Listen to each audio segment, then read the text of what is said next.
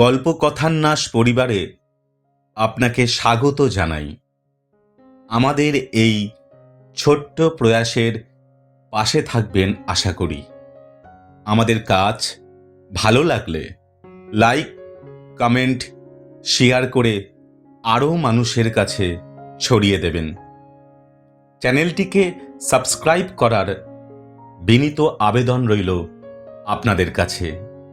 চলুন শোনা যাক আজকের গল্প।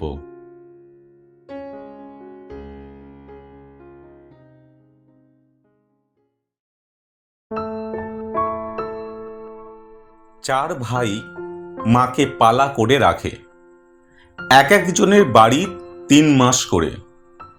বাবার মৃত্যুর পর এমনই চুক্তি করে নিয়েছে তারা। 4 ছেলের 4টি বাড়ি থাকা সত্ত্বেও স্বামীর মৃত্যুর পর সুরবালা দেবী পাকাপাকি গৃহহীন হয়েছেন। এ বয়সে বারবার বিছানাপত্র, পরিচিত ঘর পাল্টালে কেমন যেন অস্বস্তি হয়। নিজের পেটের ছেলেকেও অচেনা অচেনা লাগে। ছোট ছেলে বাদল পলতা বাদামতলায় একটি রাষ্ট্রায়ত্ত ব্যাংকে চাকরি করে। দোতলা বাড়ি করেছে রাইফেল রেঞ্জ রোডে। এক ছেলে নিয়ে তার সুখের সংসার। মাসের 1 তারিখে সুরবালা দেবী এসে উঠলেন রাইফেল রেঞ্জ রোডের দোতলা সুরম্য বাড়িটিতে। এই প্রথম এলেন তিনি এ বাড়িতে। গতকালই সেজো ছেলের বাড়িতে থাকার মেয়াদ শেষ হয়েছে। তারা ট্রেনে তুলে বলে দিয়েছে ইছাপুর স্টেশনে নামতে, তারপর ঠিকানা ধরে চলে যেতে। সুরবালা দেবী ফোন করেই এসেছিলেন। ট্রেনে উঠেই রিং করেছিলেন। স্টেশনে নেমে ঠিকানা ধরে টোটো নিয়ে দরজায় এসে দেখলেন তালা ঝোলানো। ছেলেকে 2 বার ফোন করে জানতে পারলেন বৌমা ছেলেকে নিয়ে ব্যারাকপুর গাজাগুলিতে টিউশন পড়াতে গেছে, ফিরতে একটু দেরি হবে। সেও এখন ব্যাংক থেকে বেরোতে পারবে না, ফিরতে রাত 9টা। একটু ওয়েট করতে বলেই ফোনটা কেটে দিল। ঘণ্টাখানেক পরে দেবযানী ছেলেকে নিয়ে বকতে বকতে ফিরল, ঘেমে নিয়ে একসা হয়ে। তালা খোলার ধরন ধারণ দেখে মনে হলো আবার কোথাও এক্ষুনি বেরোবে। মারাত্মক ব্যস্ত। সত্যি সত্যি বৌমা ছেলেকে নিয়ে আবার 10 মিনিটের মধ্যে বেরিয়ে গেল। যাবার আগে সুরবালা দেবীর ঘর, টেবিলে ঢাকা দেওয়া খাবার এবং টিভির রিমোট ধরিয়ে দিয়ে গেল। ভালো করে মাথাটা পর্যন্ত আঁচড়াতে পারল না। ছেলেকে টানতে টানতে ছিটকে পড়ল রাস্তায়। যেন আর 1 মিনিট দেরি হলেই পৃথিবী উল্টো দিকে ঘোরা শুরু করবে, সূর্য নিভে যাবে। ছেলের নাকি আবার টিউশন আছে, আবার ব্যারাকপুর যাচ্ছে। মা ছেলে বেরিয়ে গেলে সুরবালা দেবী ফাঁকা বাড়িটা ঘুরে দেখলেন। চারিদিক এলোমেলো, লণ্ডভণ্ড। স্টেশনে যেন যাযাবরদের সংসার। যেখানে সেখানে পলিথিনের প্যাকেট ঝোলানো। রান্নাঘরের মশলাগুলো কৌটোতে ভরার সময় পর্যন্ত পায়নি, সবকটা পাউচ খোলা। বেসিনের উপর হলুদ গুঁড়ো জলে গুলে একাকার হয়ে গেছে। সুরবালা দেবী ঘণ্টা 2 চেষ্টা করে সমস্ত বাড়িটা ভালো করে ঝাড় দিয়ে ধুয়ে মুছে গুছিয়ে পরিপাটি করলেন। কতদিনে না গোছানো বিছানা সুন্দর করে ঝেড়ে টান টান করে পাতলেন। রান্নাঘরটা সাজিয়ে দিলেন দেখার মতো করে। ঘণ্টা 2 পরে দেবযানী ছেলেকে নিয়ে আবার এলো। ডাইনিংটা ভালো করে চোখ বুলিয়ে সোফাতেই চিত হয়ে শুয়ে একটা দীর্ঘশ্বাস নিয়ে চোখ বুজল। এ সময় সুরবালা দেবী 1 গ্লাস ঠান্ডা জল আর গামছা এনে বৌমার হাতে দিলেন। আদর করে বললেন, তোর তো মরার সময় নেই দেখছি, চুলের কি হাল করেছিস? যা চোখ মুখ ধুয়ে আয়, চুলটা বেঁধে দেবো যা। দেবযানী সত্যি 1 গ্লাস জল খুব দরকার ছিল। এ বাড়িতে এমন কেউ নেই যে 1 গ্লাস জল এগিয়ে ধরবে। সত্যি আর চুল বাঁধার সময় পায়নি সে। কোনো মতে একটা ক্লিপ গুজে বেরিয়ে গেছিল। শাশুড়ি যে আসবে এটা তার জানাই ছিল, এ প্রস্তাবটাও তার ছিল। শাশুড়িকে 3 মাস সহ্য করতে হবে এটাও সে মন থেকে মেনে নিয়েছিল। শাশুড়ি হাতের কাছে জল নিয়ে দাঁড়িয়ে আছে দেখে সে রাগল না, বরং জল খেয়ে খুব তৃপ্তি পেল।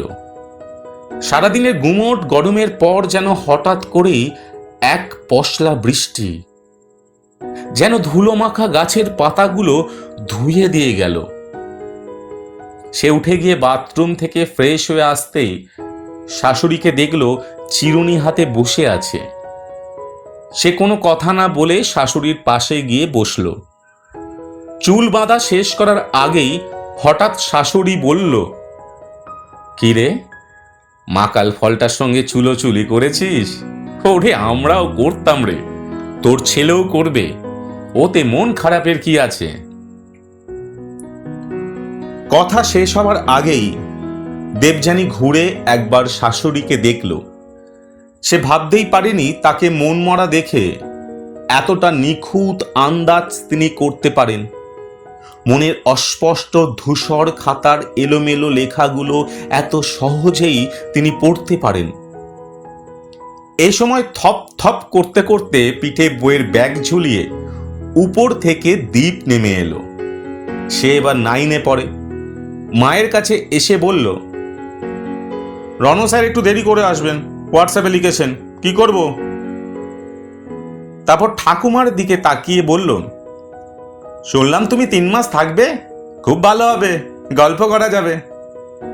শেষে ডান হাতের তর্জনী তুলে মাকে দেখিয়ে অনুযোগের সুরে বলল, এনাদের সঙ্গে তো কথা বলা যায় না, শুধু পড়তে বলে আর পড়তে বলে। সুরবালা দেবী নাতির কথা শুনে শুধু হাসলেন, কিছুই বললেন না। দেবযানী শাশুড়ির কাছ থেকে সরে এসে ছেলেকে নিয়ে আবার বেরিয়ে পড়ল রাস্তায়। যাওয়ার সময় শুধু বলে গেল, দরজাটা ভেজিয়ে দিন। সুরবালা দেবী অত্যন্ত অবাক হয়ে ভাবলেন, দীপ রেস্ট নেয় কখন, বাড়িতে পড়ে কখন, আচ্ছা খেলে কখন, বন্ধুদের সঙ্গে গল্পটাই বা করে কখন? সারাদিন শুধু টিউশনি আর টিউশনি। আবার ভাবলেন, বেচারি দেবযানী ছেলের সঙ্গে চোর কি পাক খাচ্ছে, স্বামীর জন্য দুমুঠো ভালো রান্না করবে সে সময় নেই, বাড়িঘর গুছিয়ে সুন্দর করে সংসার করবে সে সময়টুকুও নেই, বাদলের সঙ্গে বসে দুদণ্ড আলাপ করবে সে সময়টাও নেই। এক অদ্ভুত মোহে ছেলেকে নিয়ে ছুটে চলেছে অজানা উচ্চাশায়। এর ঠিক 15 দিন পরে শপিং করে দুপুরের আগে বাড়ি ফিরে দেবযানী দেখল সদর দরজায় তালা। সঙ্গের চাবি নিয়ে দরজা খুলে ভেতরে ঢুকে দীপ আর শাশুড়িকে না দেখে উদ্বিগ্ন হয়ে স্বামীকে ফোন করল। সব শুনে বাদল যেন উড়তে উড়তে বাড়ি ফিরল। ব্যাংকে বসেই মাকে 2বার ফোন করে দেখেছে, সুইচ অফ। এর মধ্যে অন্তত ঘন্টা 3 কেটে গেছে। বাদল যখন থানায় ফোন করবে বলে মনস্থির করেছে, ঠিক তখনই মায়ের ফোনটা এলো।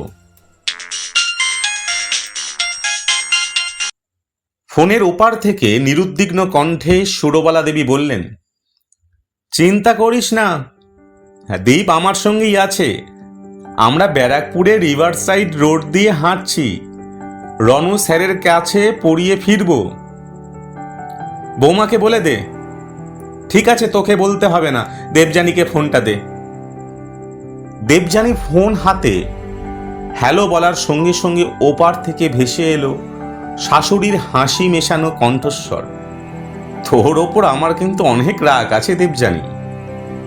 আজ প্রায় 15 দিন হয়ে গেল তোদের বাড়ি এসেছি, একদিনও দেখিনি বাদলের সঙ্গে বসে গল্প করছিস, হেসে ওর গায়ে গড়িয়ে পড়েছিস।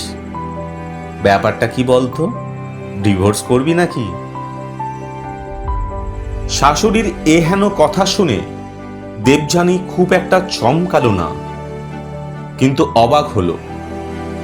সে দ্রুত উপরে উঠে এসে নিজের ঘরের বিছানায় শুয়ে বলল, দেখছেন না ছেলেটা 9টা টিউশন, সকাল বিকেল রাত বিরাম নেই, কথা বলার সময় আছে আমার? আপনার ছেলেও যেন কেমন হয়ে গেছে।